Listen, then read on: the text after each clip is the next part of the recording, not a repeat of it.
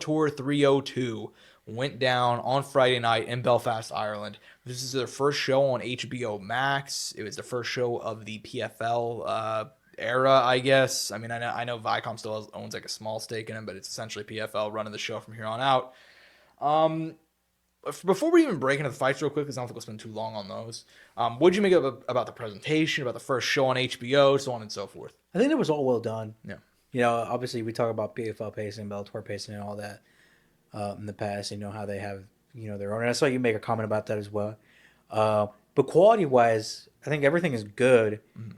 The issue is though, like them doing this split and all of that, and you kind of alluded to some stuff on Twitter, and I don't know if it's fact or not, as far as like why that's all going down. I think we might have even talked about it on the show. Yeah, I mean, so from what I've heard, and this is what other people have said too, whenever they made this deal, Bellator had other contractual deals. So, for example, they had broadcasting rights in other countries that they had to deal with.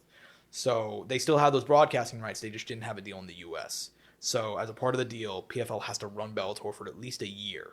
Kind of like what the UFC does with they did with Strikeforce back in the day. No, I'm talking about like Yas Island, where they have to go there. Oh yeah, something like that. Yeah. So it's Abu Dhabi, I guess. Yeah, exactly. So they have a contractual obligation that they have to do. Like, goddamn, dude. They have to do at least like 8 shows for 2024. So after this year, we'll see. And to be quite honest with you, man, I mean, the Bellator brand is like dead. It's dead. I didn't see anybody talk about this card, honestly, on MMA Twitter. So, I mean. Yeah, I mean, it was rough. I mean, I was watching. I mean, it was a card, I mean, yeah. I mean, and there were some highlights, and we'll go over them in a second. But especially now that PFL, like, the roster and the fight cards are significantly better now than what the Bellator roster, or not the Bellator, but the Bellator fight promotion can offer now. Yeah, and I think the Bellator brand is dead. But at the same time, dude, like, I gotta be honest with you, I'd rather them keep Bellator and get rid of PFL because I'm tired of that fucking tournament and tired of those elbows and. What's the thing? They got to get rid of that, man. They have the potential to do that, and it should have been the time, man. They should have just said fuck it, and they don't. I don't get their logic behind it. I think it's setting them back. I think if they got rid of it, they'd start getting some actual interest and allowing highlights to happen. And it's just a waste of time. We bring it up every time. I mean, I'm not going to go in circles here, but yeah. How about Corey Anderson, man? I mean, he got it done. He got his moment. Good for him. Good for Corey, dude. I mean, look, I know, and I said this on Twitter, Bellator is not what it used to be. It's not even the Bellator of 2021 or anything. Like, it's, they're going on. I think Bellator started in 2008. Like, they've been around longer than Pride has at this point. So, so it's not what it used to be. But, dude, Corey's worked his ass off, and he made that jump whenever he was still a top 5 guy in the UFC, but he didn't feel like he was getting respected. He wasn't liking how little he was getting paid, and he made the jump, and he had the fights with Nemkov, and he got close, but he finally got the title. And it's not like Carl Moore was a fucking walkover. Carl Moore had some moments, Like, yeah, he did. He was a tough guy. They definitely sold him well. I don't know if you saw like the promotional stuff. Oh my god, dude! They had that fucking promo package where he was talking about how he lived in the gym and like it made you kind of like, you're like, damn, but dude, that's and look, once again, we talk about like the UFC having to do this stuff, kind of building up. They could even do this for fight nights, man. Yeah. And I'm sure that's not like a big thing if like because you're only gonna do it for the main or co-main event, or maybe some other guys you can throw one on the card who you have interest in, or have good stories they could throw in.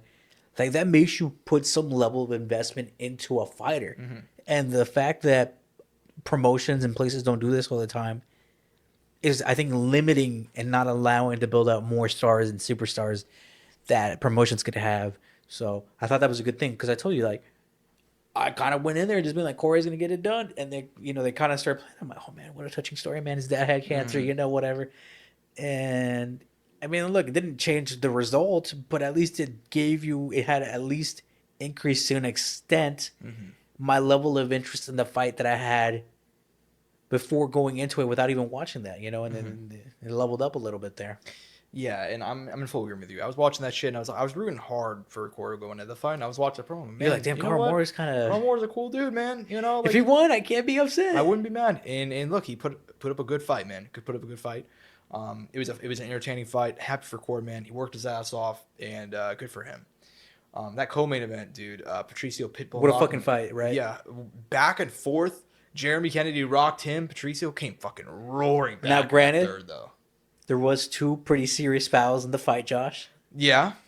Let's put it out there, right? That definitely could have compromised Pitbull. Yeah.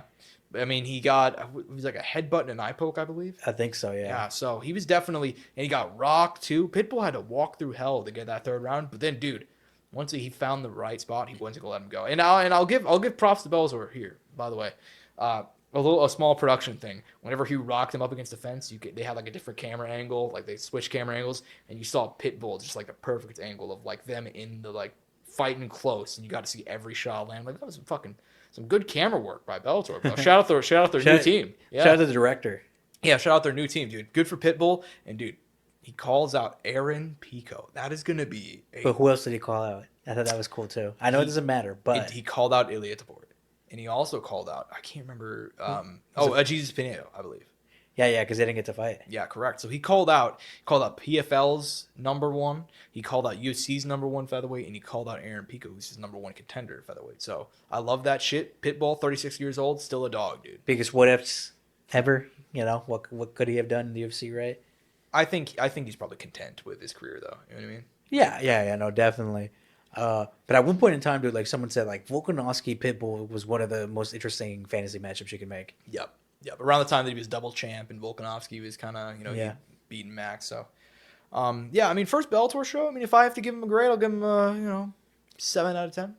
Yeah, like 7-1. I think like 7, like C minus. Yeah. We'll go that way. I mean, it was fine. I mean, it wasn't like a D. You know, it might be a 6. You know, pushing a 5. Let's be honest. It was okay. I mean.